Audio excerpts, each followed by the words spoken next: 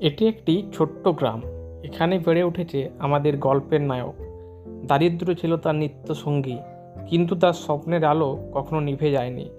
অন্যরা যখন খেলাধুলায় ব্যস্ত, তখন সে জীবনের কঠিন বাস্তবতার সঙ্গে লড়াই করছে। বয়স বাড়ার সাথে সাথে দায়িত্বও বাড়তে থাকে। পরিবারের অভাব মেটাতে কাজ শুরু করলো সে, কিন্তু তার হৃদয়ে লুকানো ছিল বড় স্বপ্ন, একটি আলোকিত ভবিষ্যতের।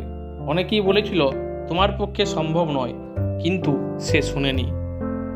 দিনে কঠোর পরিশ্রম, রাতে পড়াশোনা, এভাবেই চলতে লাগলো তার জীবন। সুযোগ ছিল সীমিত, কিন্তু ইচ্ছা শক্তির কোনো কমতি ছিল না। কখনো ক্লান্ত হয়ে পড়লেও সে নিজের স্বপ্নকে ছাড়েনি, কারণ সে জানতো কঠোর পরিশ্রমই একমাত্র উপায়। অবশেষে তার অধ্যবসায়ের ফল মিলল। কঠোর পরিশ্রমের পর সে নিজের জায়গা করে নিল সমাজে। যে ছেলেটিকে একসময় সবাই বলেছিল তুমি পারবে না, আজ তাকেই সবাই সম্মান জানাচ্ছে।